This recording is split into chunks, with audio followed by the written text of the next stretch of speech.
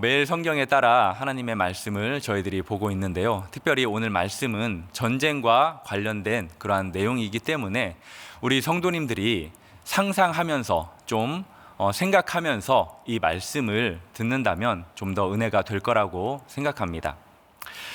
어떤 전쟁이든 중요하지 않은 전쟁은 없습니다. 모든 전쟁은 중요합니다. 왜냐하면 목숨이 달려있고 또 나라에 존폐가 걸려있는 전쟁이기 때문에 모든 전쟁은 중요합니다. 특별히 19절에 보면 왕들이 와서 싸웠다. 가나안 왕들이 무깃도에서 이스라엘과 전쟁하였다라고 기록하고 있습니다. 왕들이 참여한 전쟁은 그 어떠한 전쟁보다도 중요합니다. 왕이 죽으면 그 나라가 곧 멸망하는 것이기 때문에 왕들이 와서 지금 싸우고 있는 이 전쟁이 매우 중요한 전쟁임을 성경 기자가 우리들에게 가르쳐주고 있습니다. 이 전쟁의 결과에 따라서 가나안과 그리고 이스라엘의 관계가 종식되는 것을 우리는 결론 부분에서 또 확인할 수 있습니다. 이들의 전쟁은 어디에서 이루어졌느냐? 기손강 그리고 무깃도 물가 다하나까지 이어지는 상당히 넓은 지역에서 전쟁이 펼쳐졌습니다. 무깃도는 어떤 곳이냐? 역사 이래 수많은 분쟁과 전쟁이 있었던 곳이 무깃도입니다. 이스라엘에서 가장 전쟁이 많이 발생했던 곳도 다름 아닌 무깃도입니다. 왜 이곳에서 많은 분쟁과 전쟁이 일어났느냐? 그 이유는 다름 아닌 이 지역이 가지고 있는 지리적 특수성 때문입니다. 무깃도에는 해안도로가 나 있습니다. 이스라엘의 중요한 도로 중에 하나가 해안도로인데요. 남과 북을 이어주고 동과 서를 이어주는 지리적 요충지가 다름 아닌 이 무깃도입니다. 그리고 이 지역 옆에는 이스라엘 평야가 있습니다. 곡창지대로서 많은 물자를 확보할 수 있는 군사적 요충지가 무깃도이기 때문에 이곳에서 많은 전쟁이 있었던 겁니다. 고대 근동의 전쟁은 무역로를 차지하려는 그러한 나라들의 전쟁이었기 때문에 이 지역에서 많은 전쟁이 일어났고, 특별히 이집트의 투트모세 3세는 이 지역에 대해서 이렇게 표현하고 있습니다. 1000개의 성읍을 얻는 것보다도 하나의 무깃도를 얻는 것이 더 우리에게는 중요하다. 그만큼 이 지역이 이 무깃도가 가지고 있는 지리적 특성이 매우 중요하다라는 것을 우리는 알 수 있습니다. 이곳에서 가나안 왕들과 이스라엘이 전쟁을 했는데 은을 하나도 탈취하지 못했다라고 기록하고 있습니다. 지난 20년 동안 얼마나 많은 전쟁들이 있었을지는 알 수 없지만 그들은 많은 약탈과 그리고 탈취를 일삼았을 것입니다. 그렇지만 지금 이 전쟁에서는 이들이 하나도 단 한 푼도 탈취하지 못했다라고 그렇게 말하고 있습니다. 이 전쟁이 어떠했기에 그들이 한 푼도 탈취하지 못했을까요? 그들이 가지고 있던 그 무기는 어마어마했습니다. 철병거가 900대였고요. 많은 왕들이 참여했다라는 것을 통해서 많은 군사들이 그들과 함께 했다라는 것을 짐작합니다. 그런데 이스라엘 군대는 어느 정도였을까요? 불과 10,000명의 군대였습니다. 매우 적은 군대였죠. 그 군대를 가지고 지금 가나안 그 군대들과 싸워서 이길 수 있는 확률은 매우 적을 수밖에 없습니다.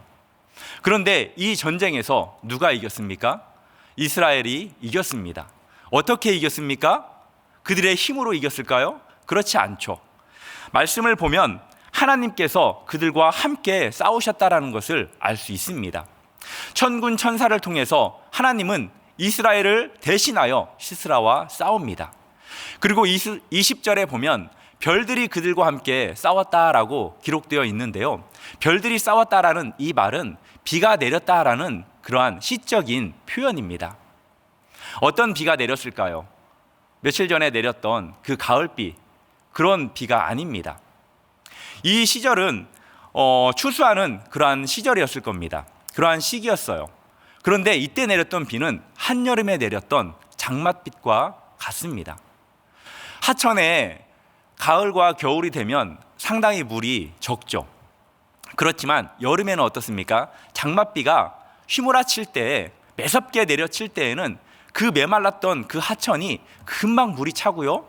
또 하루 정도 내리면 그 강이, 그 하천이 범람하는 것을 보게 됩니다. 저는 어렸을 때 그 하천을 눈으로 보고 세상에서 가장 무서운 것이 물이다라고 생각도 했었습니다. 불보다 더 무서운 것이 다름 아닌 물이더라고요.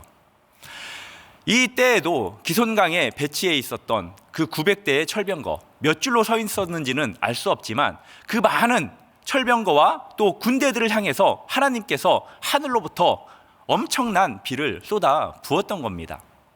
그래서 그 병거와 군대가 어떻게 됩니까? 다 표류되었다라고 표현하고 있습니다. 이 표현은 이스라엘을 뒤쫓았던 그 애굽의 병마들과 군대들이 홍해 바다에 수장되는 그러한 표현과 같은 표현입니다.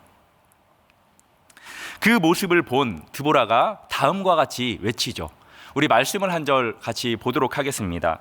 21절 말씀인데요, 새번역 성경으로 준비했습니다. 우리 같이 큰 목소리로 읽겠습니다. 시작. 기손 강물이 그들을 휩쓸어 갔고 옛강 기손의 물결이 그들을 휩쓸어 갔다. 나의 영혼아 너는 힘차게 진군하여라. 여기에 표현은 이렇게 되어 있습니다. 내 영혼아 내가 힘 있는 자를 밟았도다 라고 표현되어 있지만 실질적으로 이 말씀은 내 영혼아 너는 힘차게 진군하여라, 그리고 이스라엘아 진군하여라 라고 하면서 담대할 것을 요구하고 있는 것입니다. 하나님께서 그들을 다 표류시켰기 때문에 그들이 가나안 그 군대를 진멸하는 일은 결코 어렵지 않았을 것입니다. 22절에 보면 그 가나안 군대가 어떻게 도망갑니까? 빨리 도망갑니다. 말굽소리가 땅을 울리도다라는 이 표현이 그들의 도망가는 표현을 의미하죠. 결국 이스라엘 백성들이 승리했다는 것을 보여줍니다. 이 싸움은 현재를 살아가고 있는, 오늘을 살아가고 있는 우리의 모습과도 같다고 생각합니다. 세상은 거대합니다. 강력합니다. 우리가 세상을 이길 수 있다고 생각하십니까? 없다고 생각하십니까? 저는 이 말씀을 준비하면서 내가 세상 속에서 승리하는 삶을 살고 있는지 패배하는 삶을 살고 있는지를 돌아봤습니다. 그렇습니다. 우리는 승리하는 그러한 삶을 사는 것보다도 패배한다라는 느낌을 가질 때가 많이 있습니다. 왜 그렇습니까? 우리가 가지고 있는 것들이 부족하기 때문이에요. 과연 내가 무엇으로 이길 수 있는지 생각해 봤을 때 별것 없더라고요. 그래서 이러한 고백이 나왔습니다. 하나님, 내가 세상을 이기기 어렵습니다. 나의 가진 것이 너무나도 부족합니다. 내가 무엇으로 이길 수 있겠습니까? 나는 하나님밖에 없습니다. 주님, 나는 주님밖에 없습니다. 이스라엘 백성을 위해서 하나님께서 앞서 싸워주셨던 것처럼, 그들을 표류시켜 주셨던 것처럼 하나님께서 나와 싸워주신다면, 나를 위해 싸워주신다면 내가 이길 것이라 믿습니다 라는 그러한 고백이 나오더라고요. 이 고백이 우리 성도님들의 고백도 되기를 주님의 이름으로 축복합니다. 이렇게 전쟁에서 승리한 후 어떤 내용이 이어지냐면 23절부터 저주와 복에 대한 이야기가 언급이 됩니다. 먼저 저주에 대한 이야기인데요, 누구를 저주합니까? 23절에 보면 메로스를 저주하라 라고 기록되어 있습니다. 메로스, 여기에 딱 한 번 언급되는 지명입니다. 이 지명이 그래서 정확히 어디에 위치해 있는지는 알 수 없습니다. 그런데 우리가 이 저주하라라는 이 말씀을 통해서 알 수 있는 것은 이들이 저주받을 일을 했구나라는 사실입니다. 23절에 보면 저주하라라는 그 단어가 몇 번 언급되어 있습니까? 우리말 성경에는 2번 언급되어 있습니다. 그렇지만 원문을 보면 거듭이라라는 이 단어도 저주하라라는 그 단어가 사용되었습니다. 그러니까 3번이나 언급될 만큼 그들이 저주받을 행동을 했다라는 거예요. 왜 그들이 저주받았을까요? 드보라를 돕지 않아서, 바락을 돕지 않아서 저주받았을까요? 아닙니다. 성경 기자는 이들이 전쟁에 참여하지 않은 그 이유를, 저주받은 그 이유를 다름 아닌 여호와를 돕지 않은 것으로 말하고 있습니다. 많은 지파들이, 여러 지파들이 이 전쟁에 동참했습니다. 그렇지만 몇몇 지파들은 전쟁에 동참하지 않은 것을 우리는 알 수 있습니다. 그 말씀이 16절, 17절 말씀인데요. 16절, 17절 말씀 제가 읽어드리겠습니다. 내가 양의 우리 가운데에 앉아서 목자의 피리 부는 소리를 들으면 어찌 됨이냐. 르우벤 시냇가에서 큰 결심이 있었도다. 길르앗은 요단강 저쪽에 거주하며 단은 배에 머무름이 어찌 됨이냐. 아셀은 해변에 앉으며 자기 항만에 거주하도다. 아멘. 몇몇 지파가 전쟁에 참여하지 않은 그 내용들을 기록하고 있는 건데요. 르우벤 지파는 왜 전쟁에 참여하지 않았습니까? 자신들이 보유하고 있었던, 소유하고 있었던 양들이 많이 있었기 때문입니다. 그것을 잃고 싶지 않았던 거예요. 그리고 길르앗 동편 쪽에 있었던 지파, 르우벤은 나왔으니까 어떤 지파가 또 있죠? 므낫세 반지파, 그리고 갓지파입니다. 그들은 동쪽 편에 있다 보니까 우리가 거기까지 가는데 멀다, 우리가 그 수고를 하고 싶지 않다라고 말하는 겁니다. 그리고 또 단지파는 배에 머물렀다고 합니다. 이것은 무역을 하는 것을 의미해요. 자신들의 그 상권을 계속 유지하고 싶어라 했기 때문에 그들이 전쟁에 참여하지 않은 거고요. 아셀 지파는 지금 해변에서 휴양을 누리고 있기 때문에 이 누리는 것을 계속 누리고 싶지, 피비린내 나는 그곳에서 내가 전쟁하고 싶지 않다라는 그러한 생각으로 이들이 전쟁에 동참하지 않았습니다. 바로 메로스는 이렇게 동참하지 않은 그 지역을 대표한다라고 볼 수 있습니다. 성경 기자는 그들을 저주하라, 저주하라라고 말합니다. 이 표현은 교회와 또 세상 속에서 살아가는 우리들을 향한 표현이다라고도 볼 수 있습니다. 하나님의 일을 반대하는 사람들, 그것도 반대를 위한 반대를 하는 사람들을 우리 하나님은 어떻게 생각하실까요? 싫어하시겠죠. 그리고 하나님의 일에 적극적으로 동참하지 않는 이들도 우리 하나님은 기뻐하지 않을 것입니다. 그리고 세상 속에서도 마찬가지입니다.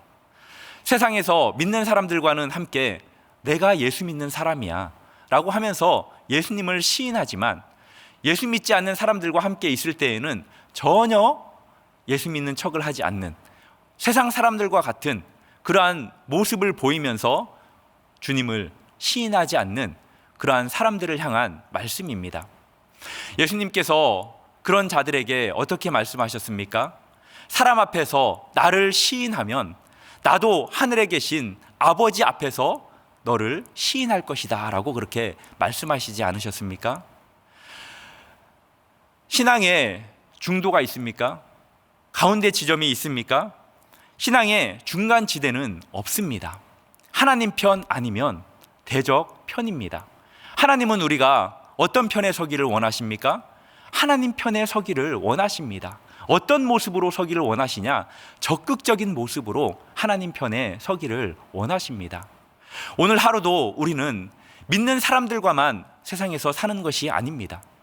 세상 속에서 믿지 않는 사람들과 우리는 또 삶을 살아야 합니다. 그렇지만 그 속에서도 우리는 하나님 편에 서야 되고 그 앞에서도 우리는 예수 그리스도를 나의 구주라고 시인해야 할 것입니다. 메로스가 그렇게 저주를 받았다면 이제 복받은 사람에 대해서 말씀하고 있는데요. 누가 복을 받았습니까? 24절에 보면 야엘입니다. 겐 사람 헤벨의 아내 야엘, 그 야엘이 복을 받을 것이니 복을 받을 것이도다 라고 말합니다. 부럽지 않습니까? 어떤 복을 받기를 원하십니까? 우리 성도님들, 하나님께서 나에게 한 가지 복을 주겠다라고 말씀하시면 어떤 복을 받고 싶으십니까? 복 받기를 원합니다. 많은 복들을 생각했을 때 다름 아닌 한 가지로 왜 귀결되는지 모르겠더라고요. 그것은 물질입니다. 물질은 우리에게 매우 유용하고 또 많은 것들을 해결할 수 있기 때문이죠. 그렇기 때문에 다른 축복도 받으면 좋겠지만 물질의 축복을 받았으면 좋겠다는 생각을 많이 했습니다. 어렸을 때부터 조금 가난하다 보니까 물질에 대한 욕심이 있었습니다. 그래서 제가 많은 성도님들에게 언급하기도 했지만 저의 꿈은 돈 버는 것이었고 한 700억 벌면 만족할 거라고 여겼습니다. 그 꿈은 거품과 같이 사라졌습니다. 그 물질의 복, 이 복을 누리기 위해서 필요한 게 뭐죠? 또 건강입니다. 그리고 오랫동안 이 복을 누리기 위해서 또 필요한 복이 장수죠. 그렇지만 여기에서 말하는 복은 물질이나 건강이나 장수의 복을 의미하는 것이 아닙니다. 다름 아닌 하나님의 꿈에 동참하는 그 삶 자체, 그것을 복이라고 말하고 있는 거예요. 야엘은 어떤 사람입니까? 이스라엘 백성이 아니에요. 야엘은 이방 사람입니다. 겐 족속이에요. 원래 이들은 유다 지역에 사는 사람이었는데 이상하게 이쪽으로 옮겨서 살고 있었습니다. 아무튼 야엘은 가나안 왕과 평화 조약을 맺었어요. 이 전쟁에서 가나안이 패하게 된다고 하더라도 그 후에는 어떻게 될지 모릅니다. 지금 군대 장관 시스라가 자기 앞에 있습니다. 이를 살려서 되돌려 보낸다면 다시 군대를 모아서 지난 20년 동안 가나안 땅을, 이스라엘을 정복했던 그들의 그 영광을 다시 회복할 수 있을지도 모릅니다. 그렇지만 야엘은 시스라를 어떻게 합니까? 죽입니다. 죽이지 않아도 됐지만 그는 죽여요. 왜냐? 4장 9절에 드보라의 예언처럼 시스라를 여인의 손에 팔 것이다 라는 그 하나님의 그 마음이 성경에는 기록되어 있지 않지만 이 야엘의 마음 가운데에 감동을 주었다라고 추측합니다. 그래서 그의 앞에 있던 그 시스라를 과감하게 죽이죠. 하나님이 주시는 마음에 순종함으로 하나님의 꿈을 이루는 그 일에 자신의 삶을 동참시킨 것입니다. 성경 기자는 그것을 복이라고 말하고 있는 것입니다. 다른 사람보다도 복될 것이다. 그 장막에 다른 여인들도 같이 있었을 것인데 그 여인들보다도 더욱 복되다라고 말합니다.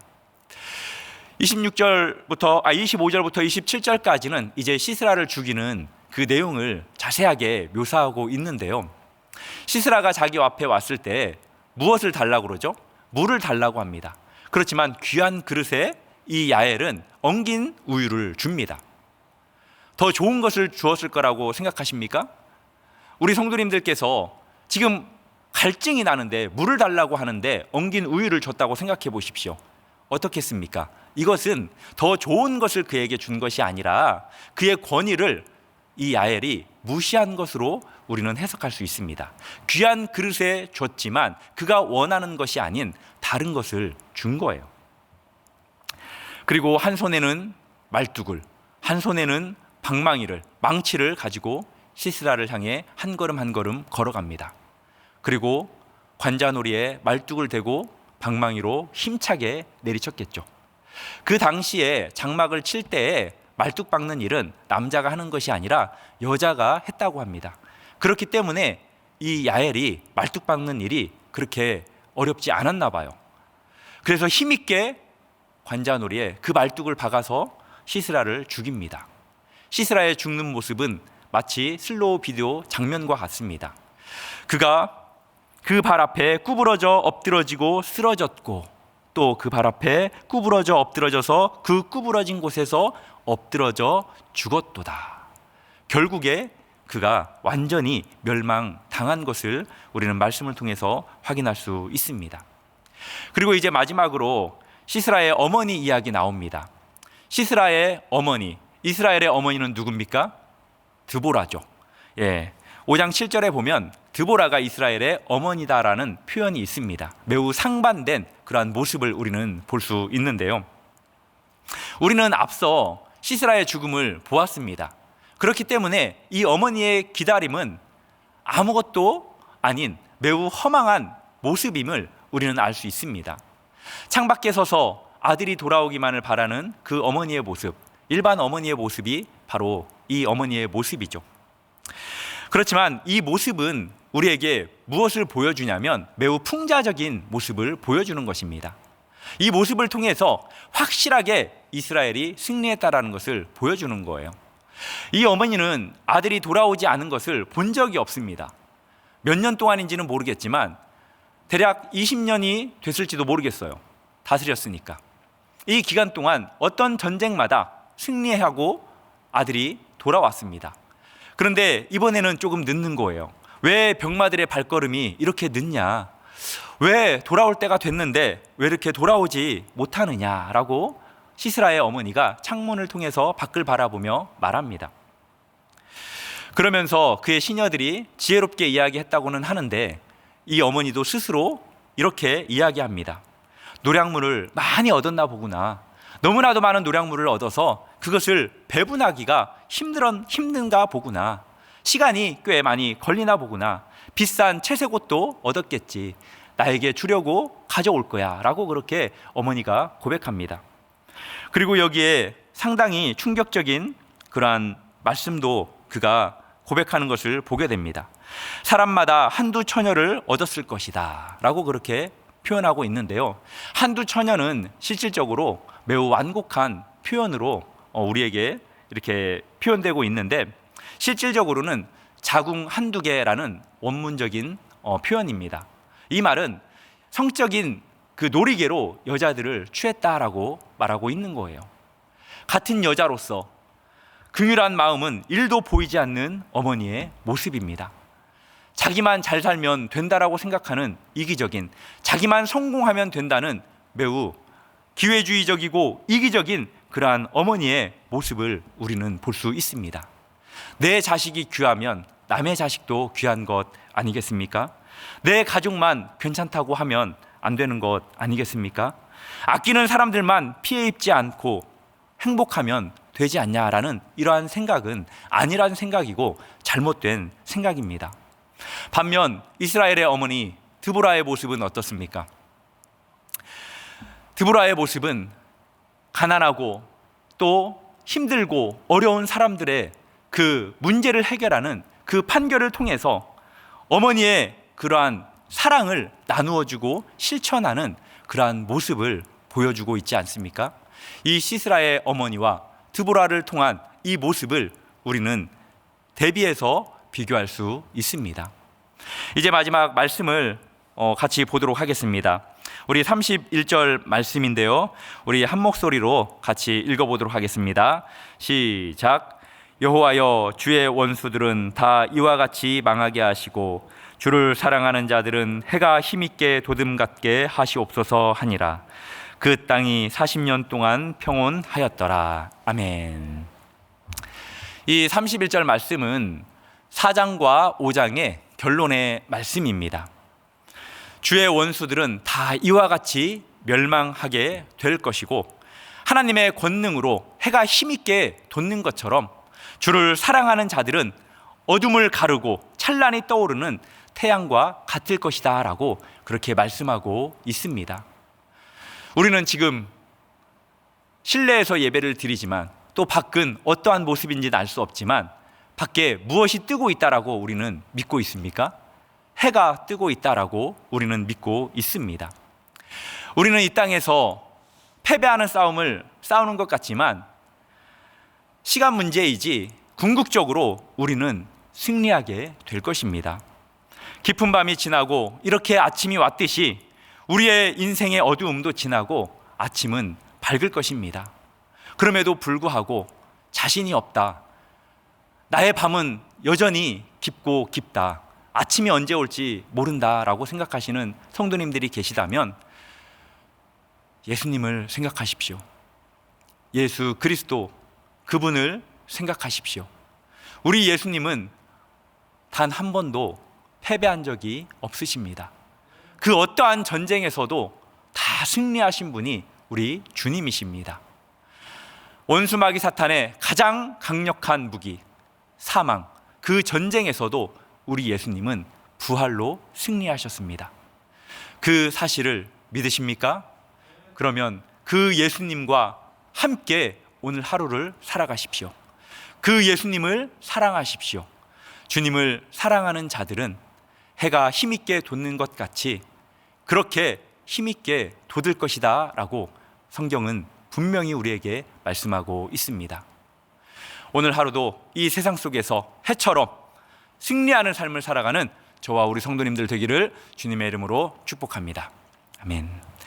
이 시간 말씀을 생각하면서 그리고 가지고 나오신 그 기도의 제목들 하나님 앞에 아뢰시고 이 세상으로 나가서 오늘 하루도 승리하는 삶을 살아가기를 바랍니다. 함께 기도하겠습니다. 하나님 아버지 감사합니다. 하나님, 이 시간 전쟁을 통하여서 우리 하나님께서 이스라엘 백성들을 어떻게 승리케 해주셨는지